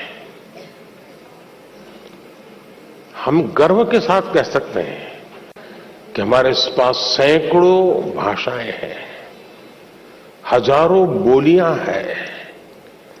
ये हमारा रिचनेस है, हमारी समृद्धि है। हमें अपनी इस समृद्धि पर गर्व होना चाहिए। कभी कभी आपने देखा होगा, कोई विदेशी व्यक्ति हमें मिल जाए और उसको पता चलेगा आप इंडिया के हैं, तो आपने देखा होगा कि थोड़ा सा भी वो भारत से परिचित होगा तो आपको नमस्ते करेगा, नमस्ते बोलेगा। प्रोनाउंसिएशन में थोड़ा इधर उधर हो सकता है, लेकिन बोलेगा। जैसा ही वो बोलेगा, आपके कान सचेत हो जाते हैं। उसको पहले राउंड में अपनापन महसूस होने लगता है। अच्छा, एक विदेशी व्यक्ति नमस्ते बोलता है, मतलब कि कम्युनिकेशन की कितनी बड़ी ताकत है, इसका ये उदाहरण है। इतने बड़े देश में आप रहते हैं, आपने कभी सोचा है कि शौक के नाते, जैसे हम कभी सोचते हैं मैं तबला सीखूं, कभी मैं सोचता हूं मैं फ्लूट सीखूं, मैं सितार सीखूं, पियानो सीखूं, ऐसा मन में करता है कि नहीं करता है? वो भी एक हमारी अतिरिक्त विधा डेवलप होती है कि नहीं होती है? अगर ये होता है तो मन लगा करके अपने अड़ोस पड़ोस के राज्य की एक आध दो भाषा सीखने में क्या जाता है? कोशिश करनी चाहिए। और सिर्फ हम भाषा सीखते हैं मतलब बोलचाल के कुछ वाक्य सीख जाते, ऐसा नहीं है। हम वहां के अनुभवों का निचोड़ जो होता है, एक एक भाषा की जब अभिव्यक्ति होना शुरू होती है ना, तो उसके पीछे हजारों साल की एक अविरत, अखंड, अविचल एक धारा होती है, अनुभव की धारा होती है, उतार चढ़ाव की धारा होती है, संकटों का सामना करते हुए निकली हुई धारा होती है। और तब जाकर के एक भाषा अभिव्यक्ति का रूप लेती है। हम एक भाषा को जब जानते हैं, तब आपको उस हजारों साल पुरानी दुनिया में प्रवेश करने का द्वार खुल जाता है। और इसलिए बिना बोझ बनाए हमें भाषा सीखनी है। मैं कभी कभी हमेशा मुझे दुख होता है, बहुत दुख होता है।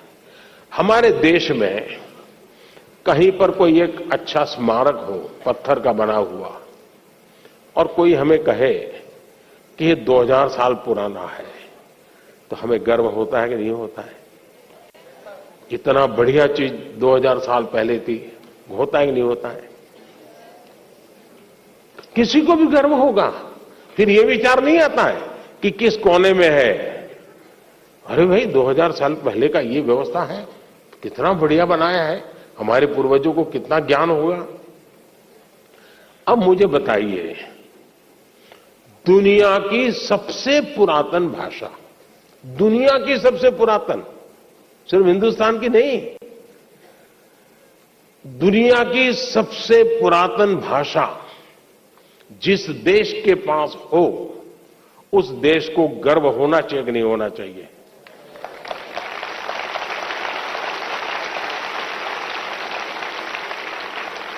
सीना तान करके दुनिया को कहना चाहिए कि नहीं कहना चाहिए कि विश्व की सबसे पुरातन भाषा हमारे पास है? कहना चाहिए कि नहीं कहना चाहिए? आपको मालूम है, हमारी तमिल भाषा ये दुनिया की सबसे पुरानी भाषा है, पूरी दुनिया की।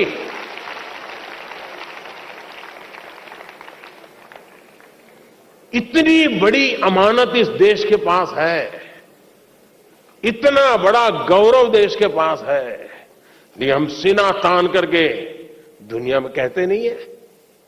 मैं पिछली बार जब यूनो में मेरा भाषण था तो मैंने जानबूझकर कुछ तमिल बातें बताई, क्योंकि मैं दुनिया को बताना चाहता था मुझे गर्व है कि तमिल भाषा दुनिया की श्रेष्ठ भाषा, दुनिया की सबसे पुरानी भाषा ये मेरे देश की है।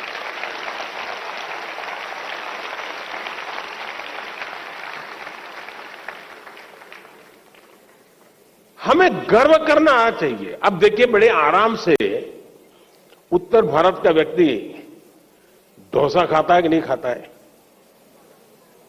खाता है कि नहीं खाता है? संभार भी बड़े मजे से खाता है कि नहीं खाता है? तब तो उसको उत्तर दक्षिण कुछ नजर नहीं आता है। दक्षिण में जाइए आप तो वहां परोठा सब्जी भी मिल जाती है, पूड़ी सब्जी भी मिल जाती है, और बड़े चाव से लोग खाते हैं। गर्व करते हैं कि नहीं करते हैं? कोई तनाव नहीं होता है, कोई रुकावट नहीं होती है। जितनी सहजता से बाकी जिंदगी आती है, उतनी ही सहजता से, और मैं तो चाहूंगा हर किसी ने कोशिश करनी चाहिए कि अपनी मातृभाषा के उपरांत भारत की कोई न कोई भाषा, कुछ तो सेंटेंसेस आने चाहिए। आप देखिए कि आपको आनंद आएगा जब ऐसे व्यक्ति को मिलोगे और 2 वाक्य भी अगर आप उसकी भाषा में बोलोगे, एकदम अपनापन हो जाएगा। और इसलिए भाषा को बोझ के रूप में नहीं। और मुझे याद है, मैं जब बहुत साल पहले की बात थी, सामाजिक काम में लगा था, तो मैंने एक बच्चे को, और मैंने देखा है कि बच्चों में भाषा को कैच करने की बड़ी गजब की ताकत होती है, हड़प कर देते बहुत तेजी से। तो मैं कभी, हमारे यहां कैलिको मिल के एक मजदूर परिवार था अहमदाबाद में, तो मैं कभी उनके यहां भोजन के लिए जाता था। तो वहां एक बच्ची थी, वो कई भाषाएं बोलती थी। क्यों? क्योंकि एक तो वो मजदूरों की कॉलोनी थी, तो कॉस्मोपॉलिटन थी। उसकी माताजी केरल से थी, पिताजी बंगाल से थे। पूरा कॉस्मोपॉलिटन होने के कारण हिंदी चलती थी। बगल में ये परिवार मराठी था, और स्कूल जो होती थी वो गुजराती होती थी। मैं हैरान था, वो 7-8 साल की बच्ची बंगाली, मराठी, मलयालम, हिंदी इतनी तेज गति से बढ़िया बोलती थी। और घर में अगर 5 लोग बैठे हैं, इससे बात करनी है तो बंगाली में करेगी, इससे करेगी तो मलयालम में करेगी, इससे करेगी तो गुजराती में करेगी। 8-10 साल की बच्ची थी। यानी उसकी प्रतिभा खिल रही थी। और इसलिए मेरा तो आपसे आग्रह रहेगा कि हमें अपनी विरासत पे, और मैंने तो इस बार लाल किले से भी कहा था पंच प्राण की बात, अपनी विरासत पे हमें गर्व होना चाहिए। और हमें गर्व होना चाहिए कि हमारे पूर्वजों ने ऐसी भाषा हमें दी है। ये हर हिंदुस्तानी को गर्व होना चाहिए, हर भाषा पे गर्व होना चाहिए। बहुत बहुत धन्यवाद। माननीय प्रधानमंत्री जी, बहुभाषिकता पर आपके मार्गदर्शन के लिए धन्यवाद। Honorable Prime Minister, sir, from the historically acclaimed city of Cuttack, Sunanya Tripathi, who is a teacher, requests your directions on an important matter. Ma'am, please ask your question.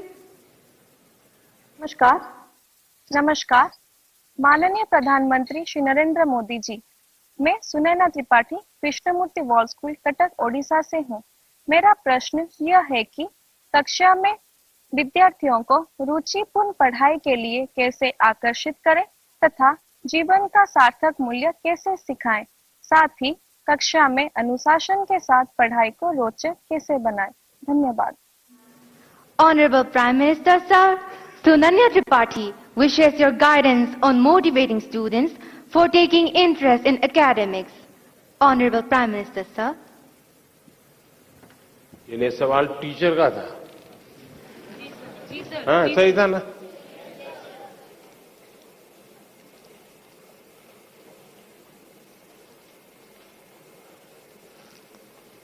देखिए,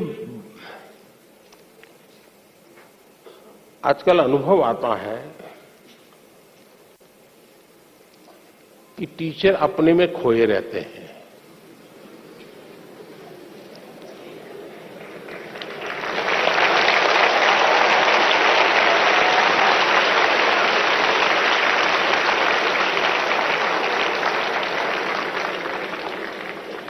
अभी तो मेरे आधा वाक्य बोला, आपने पकड़ लिया।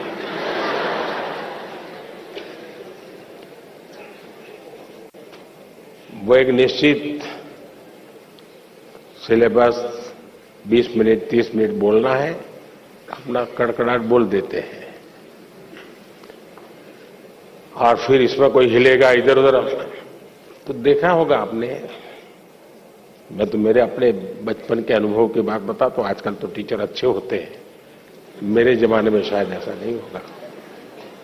इसलिए मुझे टीचरों की आलोचना करने का हक नहीं है, लेकिन कभी कभी मैं देखा था कि टीचर जो तैयारी करके आए हैं और अगर वो भूल गए तो चाहते नहीं कि बच्चे पकड़ लें उनको, उन बच्चों से छिपाना चाहते हैं। तो वो क्या करते हैं, एक काट की तरफ, ए खड़ा हो जा, क्यों ऐसे बैठा है, क्यों ऐसा कर रहा है, क्यों ढिकना कर रहा है, यानी पूरी 5-7 मिनट उसमें लगा देंगे। इतने में अगर विषय याद आ गया तो गाड़ी वापिस आएगी, वरना फिर मानो कोई हंस पड़ा उसको पकड़ेंगे, क्यों हंसता है तू, यानी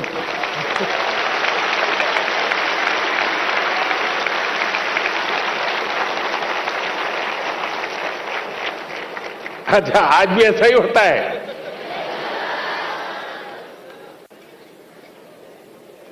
नहीं नहीं, ऐसा नहीं होता होगा, अब तो टीचर बहुत अच्छे होते हैं। आपने देखा होगा टीचर भी अभी मोबाइल फोन पे अपना सिलेबस लेके आता है, मोबाइल देख करके पढ़ाता है, ऐसा करता है ना। और कभी उंगली इधर उधर दब गई तो वो हाथ से निकल जाता है, वो खोदता रहता है, क्योंकि उसने पूरी तरह टेक्नोलॉजी को सीखा नहीं है। जरूरी 2-4 चीजें सीख ली और इधर उधर उंगली अड़ गई तो फिर वो डिलीट हो जाता है या खिसक जाता है, हाथ नहीं लगता है, बड़ा परेशान हो जाता है। सर्दियों में भी पसीना सूख जाता है उसको लगता है कि ये बच्चे, और उसके कारण जिसकी अपनी कमियां होती है उसका एक स्वभाव रहता है, दूसरों पर एक्स्ट्रा रौब जमाना, ताकि अपनी कमियां बाहर ना आए। मैं समझता हूं हमारे शिक्षक मित्रों ने विद्यार्थियों के साथ जितना अपनापन बनाएंगे, विद्यार्थी आपके ज्ञान की कसौटी करना नहीं चाहता है जी, ये हमारा भ्रम है। टीचर के मन में होता है कि विद्यार्थी आपको अगर कोई सवाल पूछता है तो आपकी एग्जाम ले रहा है। जी नहीं, अगर विद्यार्थी सवाल पूछता है तो ये मान के चलिए उसके अंदर जिज्ञासा है। आप उसकी जिज्ञासा को हमेशा प्रमोट कीजिए। उसकी जिज्ञासा ही उसकी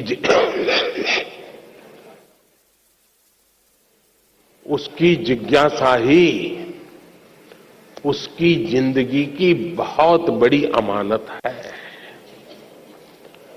किसी भी जिज्ञासु को चुप मत कीजिए, उसको टोक मत दीजिए, उसको सुनिए, आराम से सुनिए।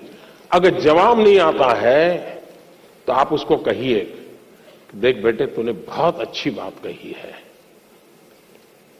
और मैं तुम्हें जल्दबाजी में जवाब दूंगा तो अन्याय होगा। ऐसा करो, हम कल बैठते हैं, तुम मेरी चैम्बर में आ जाना, हम बातें करेंगे और मैं भी तुमको समझने की प्रयास करूंगा ये विचार तुम्हें कहां से आया, और मैं भी कोशिश करूंगा इन बिटवीन मैं घर जाकर के स्टडी करूंगा,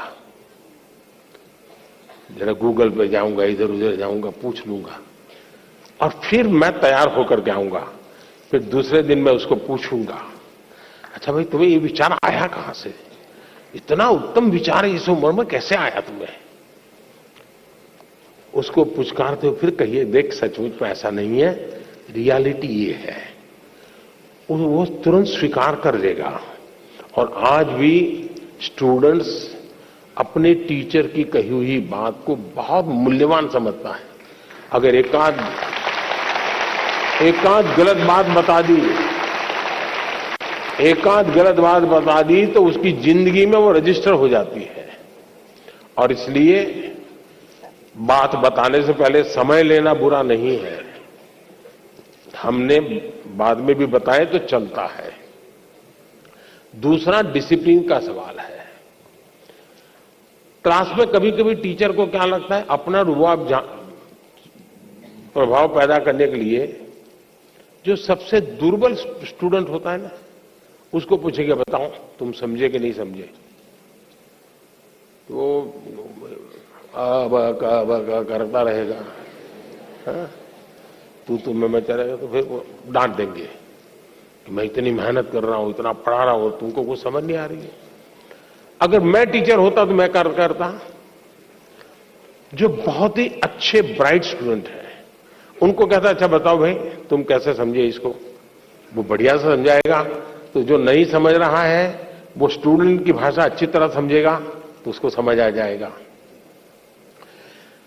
और जो अच्छे स्टूडेंट हैं उनको मैं प्रतिष्ठा दे रहा हूं तो अच्छे बनने की कंपटीशन शुरू होगी, स्वाभाविक रीते कंपटीशन शुरू होगी। दूसरा, जो इस प्रकार से अनुशासन में नहीं है, ध्यान केंद्रित नहीं करता है, क्लास में भी कुछ न कुछ और एक्टिविटी करता है, टीचर अगर उसको अलग बुला ले, अलग बुला करके बात करे, प्यार से बात करे, देख यार कल कितना बढ़िया विषय था, अब तुम खेल रहे थे, अब चलो आज खेलो, मेरे सामने खेलो, तुम्हें भी मजा आएगा, मैं भी देखूं क्या खेलते थे। अच्छा बताओ तुम ये खेलने का काम बाद में करते और तुमने ध्यान दिया होता तो फायदा होता कि नहीं होता। उससे अगर संवाद करते तो उसको एक अपनापन महसूस होता, वो कभी इनडिसिप्लिन नहीं करता जी। लेकिन उसके ईगो को अपने अगर हर्ट किया तो फिर दिमाग फट गएगा। कुछ लोग चतुराई भी करते हैं, चतुराई भी कभी कभी काम आती है। जो सबसे शरारती लड़का होता है उसी को मॉनिटर बना देते हैं, बनाते हैं ना, वो मॉनिटर बन जाता है तो भी उसको भी लगता है यार मुझे तो थोड़ा ठीक से व्यवहार करना पड़ेगा, तो वो फिर खुद को अपने आप को जरा ठीक करता है और सबको ठीक रखने के लिए अपने आप को एडजस्ट करता है, अपनी बुराइयों को कंट्रोल करने की कोशिश करता है, शिक्षक को प्रिय होने का प्रयास करता है और अल्टीमेटली परिणाम ये आता है उसकी जिंदगी बदल जाती है और उसके माध्यम से क्लासरूम का एनवायरनमेंट भी सुधर जाता है। तो अनेक तरीके हो सकते हैं, लेकिन मैं मानता हूं कि हमें डंडा लेकर के डिसिप्लिन वाले रास्ते नहीं चुनने चाहिए, हमें अपनापन का ही रास्ता चुनना चाहिए। अपना रास्ता चुनेंगे तभी लाभ होगा। बहुत बहुत धन्यवाद। माननीय प्रधानमंत्री जी, इतनी सरलता एवं गहराई से जीवन मूल्यों की प्रेरणा पर आपका कोटि कोटि धन्यवाद। माननीय प्रधानमंत्री जी, परीक्षा पर चर्चा 2023 के अंतिम प्रश्न के लिए मैं आमंत्रित कर रही हूं दिल्ली से श्रीमती सुमन मिश्रा, जो कि एक अभिभावक है। वे सभागार में उपस्थित है और आपसे अपनी जिज्ञासा का समाधान चाहती हैं। मैम, कृपया अपना प्रश्न पूछिए। Good morning, Honorable Prime Minister. Myself, Suman Mishra. Sir, I seek your advice on how should a student behave in a society. Thank you, sir. धन्यवाद मैम। माननीय प्रधानमंत्री जी। स्टूडेंट सोसाइटी में कैसे बिहेव करे, यही पूछना है ना आपको। मैं समझता हूं कि इसको थोड़ा अलग दायरे में रखना चाहिए। हम किस सोसाइटी की बात करते हैं? जो हमारा सर्कल है वो, जिनके बीच हम बैठते उठते हैं, कभी अच्छी बुरी बातों में टाइम बिताते हैं, टेलीफोन पर घंटे बिता देते हैं। अगर उस लिमिटेड वर्तुल की बात करते हैं तो आप बच्चे को जैसा कहोगे वैसा, भाई यहां जूते पहन करके आओ, यहां जूते निकालो, यहां इस ढंग से व्यवहार करो, यहां उस ढंग से करो, ऐसा आप कह सकते हैं। लेकिन हकीकत यह है कि उसको एक घर के दायरे में बंद नहीं रखना है। उसको समाज में जितना व्यापक उसका विस्तार होने देना चाहिए। मैंने तो कभी कहा था, शायद परीक्षा पे चर्चा पे ही कहा, कहीं और कहा मुझे याद नहीं है। मैंने कहा था कि 10वीं 12वीं की एग्जाम के बाद कभी बच्चे को पहले अपने स्टेट में उसको कहोगे, लो ये पैसे तुम्हें इतना देते हूं और 5 दिन के लिए तुम इतनी जगह पे घूम करके वापस आओ और वहां के फोटो, वहां का वर्णन सब लिख करके ले आओ, फेंको उसको हिम्मत के साथ। आप देखिए बच्चा बहुत कुछ सीख करके आएगा, जीवन को जान करके उसमें विश्वास बढ़ेगा। फिर वो आपको ये नहीं चिल्लाएगा। और 12वीं का है तो उसको कहो तुम राज्य के बाहर जाकर के हो आओ, देखिए ये इतने पैसे हैं, ट्रेन में जाना है, विदाउट रिजर्वेशन जाना है, सामान इतना होगा, ये तुझे खाना दे दिया है, जाओ इतनी चीजें देख करके आओ और आकर के सबको समझाओ। आपने सचमुच में अपने बच्चों का ट्रायल लेते रहना चाहिए। उनको समाज के भिन्न भिन्न वर्गों में जाने के लिए प्रेरित करना चाहिए। उसको कभी पूछना चाहिए कि भाई तुम्हारे स्कूल में इस बच्चे ने इस बार कबड्डी में अच्छा खेला था, तुम उसको मिले क्या? जाओ उसके घर जाके मिल के आ जाओ। फलाने बच्चे ने विज्ञान मेले में अच्छा काम किया था, तुम जाकर के मिल के आए क्या? अरे जाओ जरा मिल करके आओ। उसको उसका विस्तार करने का उसको आपको अवसर देना चाहिए। उसको आप ऐसा करना चाहिए, वैसा करना चाहिए, ये करना चाहिए, वो नहीं करना चाहिए, कृपा करके उसको बंधनों में मत बांधिए। आप मुझे बताइए, कोई ये फरमान निकाले कि अब पतंगों को, पतंगे बोलते हैं ना, हैं? पतंगों को यूनिफॉर्म पहनाएंगे तो क्या होगा? क्या होगा? कोई लॉजिक है क्या? हमें बच्चों का विस्तार होने देना चाहिए, उनको नए नए दायरे में ले जाना चाहिए, मिलवाना चाहिए, कभी हमें भी ले जाना चाहिए उसको। हमारे यहां छुट्टियों में रहता था कि मामा के घर जाना, फलानी जगह पे जाना, ये क्यों होता था? इसका अपना एक आनंद होता है, उसके एक संस्कार होते हैं, एक जीवन की रचना बनती है। हम अपने दायरे में बच्चों को बंद मत करें। हम जितना ज्यादा उनका दायरा बढ़ाएंगे, हाँ, हमारा ध्यान रहना चाहिए।